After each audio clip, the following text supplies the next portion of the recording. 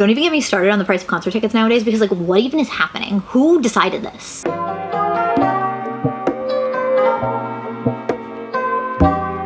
We need to talk about SeatGeek. Welcome back to Triple M Mondays. Every other Monday, I go over either MLM products or overly marketed and sponsored by influencer products. All you know, the things that people keep saying are the best of the best. I go over them so that you don't waste your money. Before we get into it, turns out most of my viewers aren't subscribed. If you want to go ahead and just hit that subscribe button, I'm trying to make it to 10K by the end of the year. It would help me out so much. And now let's talk about SeatGeek. Everyone's heard of SeatGeek, and if you say you haven't, you either haven't been on the internet long or you're lying. SeatGeek is a ticket app where apparently you buy resale tickets for the lowest price possible, so they claim. I have a bone to pick with SeatGeek. I've used them. I have personal experience, and I have a bone to pick with SeatGeek. And I have receipts. I don't have receipts for my drama because it was a while ago, but I have receipts for my current opinions on SeatGeek. So if you're looking for tickets to any shows and you're thinking about using SeatGeek, I would watch this first because it might change your mind, or it might make you double down. Let me set the scene for you.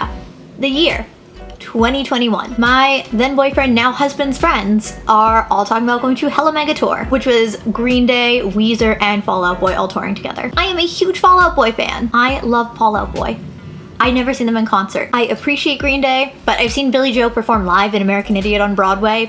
Wasn't super important to me to see Green Day. I'm not a Weezer fan, but it wasn't important for me to see them live. It had been rescheduled since before the vid, and one person in the friend group might have been dropping out, so they were debating giving me that person's ticket. It was a big debacle trying to figure out if that person was still going or if I was taking the ticket, all that fun stuff. That person ended up going, but I still wanted to go. So I went on SeatGeek and I bought a resale ticket in the same section as my now husband and his friends. It was kind of expensive, but all tickets were expensive at that point. 2021, right as we were coming out of the vid, everything that had been rescheduled, everything was expensive for resale tickets. It was to be expected. All things considered, it wasn't super expensive. I want to say it was maybe around $150, $200 for all three bands. When you think about it that way, that you're seeing all three bands, not bad. I would have 1000% spent that kind of money just to see Fall Out Boy at that point. Then the drama happened. Keep in mind, I made arrangements to get out of work early for this. And then Fall Out Boy announces that one of their crew members got the vid, so they had to cancel a handful of dates, including Boston. However, the wonderful event organizers said, hey, if you want a refund for your ticket, we will refund tickets. If you were only going for Fall Out Boy, we will refund you your ticket. Just contact the point of sale. And honestly, I do think that's the right way to go about it. Wonderful decision. SeatGeek didn't do that. I contacted them and they said, sorry, the concert's still happening. We are not refunding you. You can try to resell your ticket, but concert's still happening. We're not refunding you. Too bad. I spent that much money to see Green Day, who again, I've already seen Billy Joe live on Broadway in American Idiot on Broadway. So for the most part, I'd already seen Green Day. Wasn't super concerned about seeing Weezer. I was going just for Fall Out Boy. And when they kept saying, wherever you got your tickets, they will refund you. These tickets are now refundable since Fall Out Boy dropped out. SeatGeek said no. So I hold a grudge. That's just one isolated situation. Why would I judge all of SeatGeek on one isolated situation?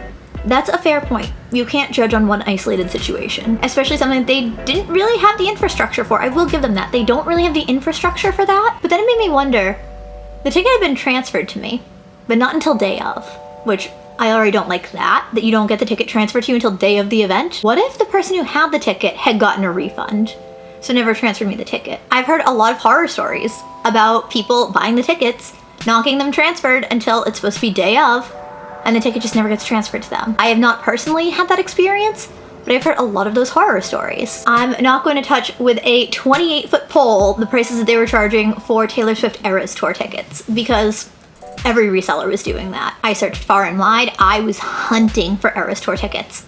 Don't ask me how I got into Eras Tour. I plead the fifth, but I did not get a ticket, but I ended up at Eras Tour. But all resale tickets were jacked up. So I'm not gonna blame SeatGeek for that. What I truly judge them for is what I discovered while doing research for this video. I have receipts. The change of seasons is giving me a sinus infection, so I apologize. I keep coughing. I am not doing well. If it looks like I'm crying, it's just because I keep coughing and I can't breathe. Just for some added background, I live in Massachusetts, but not in Boston. All the concerts I look at are in Boston, and whatever concert I'm going to, I also factor in the cost of an Uber. Upon looking up shows that are in the area, I'm an emo kid. Most of these are emo related concerts because they're concerts I actually have any interest in. All Time Low is going to be here a few nights. Their Sunday show. On SeatGeek, general admission tickets are $95. On Ticketmaster, general admission tickets are $78.75. Sunday's show isn't even in resale. There's still original tickets available for cheaper. And this is what gets to me. I know that a lot of sellers will sell tickets on multiple apps.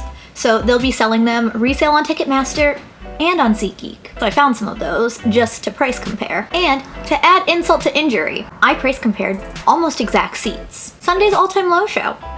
Ticketmaster has section 301 row B for 2 tickets, $66.10 each. Pretty good price for concert tickets nowadays, I would say. On SeatGeek, section 301 row B, you can get any place between 1 and 4 tickets for $83 each. I will say SeatGeek does rank that as only a 4. They do rate how good of a deal you're getting. They do rate that as only a 4, so you do know going into it it's not a great deal. But that's what it's selling for on SeatGeek versus cheaper on Ticketmaster. And Ticketmaster, it's not resale because the show is not sold out. Well, let's compare that to Saturday night's all-time low show because that one I'm pretty sure is sold out. Even on Ticketmaster, they're all resale. So that might be a more apples to apples comparison. So on Ticketmaster, section 309 row F for 2 tickets for Saturday night is $103.50 each. SeatGeek, section 309 row F. It is $95 each, so that's not bad. I will acknowledge that is a better price on SeatGeek. Also on Ticketmaster, 200 level, standing room only, $85.10. It is obstructed view. On SeatGeek, it is $112 each, and does not mention that it's obstructed view. I have issues with the fact they don't disclose that that's considered obstructed view. The 200 level means the second floor. There's a general admission section on the second floor. On Ticketmaster, you can get first floor, general admission for $118.45 each. For what, $6 extra each? You get pit right there on the floor. I think it's worth it to go to Ticketmaster and get that one. I did not see any first floor pit seats on SeatGeek. We did a Sunday concert, a Saturday concert. Let's do a Friday concert. The Academy is on tour and my inner emo child is living. This one, as much as I hate to say it, I'm gonna give to SeatGeek. If I were to be buying tickets to the Academias, I would be buying them from SeatGeek, even after they burned me. Tickets for the Academias have not sold out, so these are not resale tickets I'm looking at on Ticketmaster. Ticketmaster has second floor, standing room only, limited view for $55, and upper mezzanine, standing room only for also $55. Their stadium seating, which is the cheapest, start at $10. I see them going from $10 to $15. The second floor standing room only that I mentioned, I'm pretty sure that's just their normal mezzanine. SeatGeek has normal mezzanine, so second floor, for $26. And it has normal GA floor, $21, to be right in the pit. Maya, most people aren't interested in bands like that. Why are you talking about your emo bands? Okay, let's go with potentially the most mainstream artist that I love. I'm not talking Taylor Swift. Let's talk Stevie Nicks. Oh, of course we're talking Stevie Nicks. Yeah, I'm a white girl that practices witchcraft. Of course I listen to Stevie Nicks. So the one thing that I will say about this concert as well is that this concert was originally supposed to be in August. It's been rescheduled. So that might affect some of the resale tickets because some people got rid of their original tickets if they can't make the new date. I get it. This is also at the Garden, which if you don't know the Garden, it's the biggest music venue in Boston itself. Foxborough is bigger, but that's not in Boston. On Ticketmaster, resale tickets, because they're all resale, start at $345 and 15 cents. On SeatGeek, the cheapest tickets are $436 each. I found on both sites tickets, same section, same row.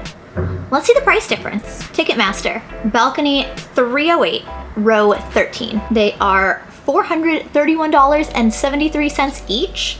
So they come to $863.46. SeatGeek, balcony 308, row 13. Doesn't tell you the seat numbers. So for all we know, these could be the exact same tickets, just uploaded on 2 different platforms. $461 each. That somehow brings us to a total of $922. I know that difference is only $30 a ticket, but that adds up, especially when you're buying tickets that are this expensive. And then finally, we have my biggest point of contention with SeatGeek. This, in and of itself, describes why I don't like the idea of using SeatGeek unless I double check with Ticketmaster first, which I hate, because I also hate the monopoly that Ticketmaster has. Again, I'm an emo kid. Let's go back to my roots. Senses Fail is on tour with Story of the Year. I'm screaming. When you open up the Senses Fail and Story of the Year concert on Ticketmaster, you get this notification. What you need to know: no ticket transfers. Tickets will be fulfilled by the original ticket provider for this event. Ticket transfer, if allowed, is only available through the original ticket provider. On Ticketmaster, resale general admission tickets, because everything's general admission, start at $66.78 each. There is only one listing for them at that price though. The next listing is $78.71 each, and then $81.09 each, and then $87.05 each. A lot under 100, but only one under 75. SeatGeek, when you go to them, they do not give you any notice that the venue is saying no reselling. When it comes to 2 tickets, they have a listing for $64 each. They have a listing 1 to 4 tickets for $69 each. A 1 to 6 tickets for $73 each. Why wouldn't I buy tickets there? Like, it's cheaper. It seems like a way better deal. What are you gonna do when you go to the door and either you can't get your tickets or they don't let you in? Because these are resale transfer tickets the Ticketmaster outright says they are not doing. I know that people are finding loopholes. I know scalpers are finding loopholes. Why is SeatGeek not telling you up front that they say no ticket transfers though? You should know that before you buy these tickets. I feel like the biggest issue with SeatGeek isn't even the pricing. Because again, some shows SeatGeek pricing is better, but it's the lack of transparency. In 2021, not being able to get my refund when they were issuing refunds, I still have issues with that. That's lack of transparency. Them not telling you about shows that are saying no ticket transfers, that is lack of transparency. What happens when people buy tickets and the tickets don't get transferred to them? I'm pretty sure that that's what happened with Tara's World. The infamous Finna Be in the Pit incident, I'm pretty sure it was SeatGeek that didn't transfer her the tickets. Well, not SeatGeek, the person selling them. A lot of it is not SeatGeek's fault per se. A lot of it is the person selling the tickets. Just like how if you get scammed on eBay, it's not on eBay, it's on the seller. But SeatGeek needs to have something that they can stand behind, some way to get what you pay for. Some transparency. Will I use SeatGeek again? There's a very good chance that I will use SeatGeek again. But you know what I will do? I will research the concert first. I will go to Ticketmaster and I will see if they give you any notices about no resale tickets. I will see what the prices are on Ticketmaster. And then I will open SeatGeek. If it allows resale tickets, I'll check the prices on SeatGeek. If they're a better deal there, awesome, bet, we'll get them there. If they're a better deal on Ticketmaster, bet, get them there. But I have to keep in mind an emergency plan, a contingency plan. What if the seller doesn't transfer me the ticket in time? What am I going to do then? What if it is a multiple band show and one of the bands drops out? What am I going to do then? I will say the majority of the time I feel like it does work out. It's just those few really poor experiences that stick out. I guess it all comes down to just do your research. SeatGeek is not a scam, but people find loopholes to play the system. And SeatGeek hasn't worked out those kinks yet, which for a company that's been around as long as SeatGeek, you'd think they would have figured out those kinks. I really hope I'm not ruining my chances of a potential SeatGeek sponsorship. I'm not trying to burn any bridges here.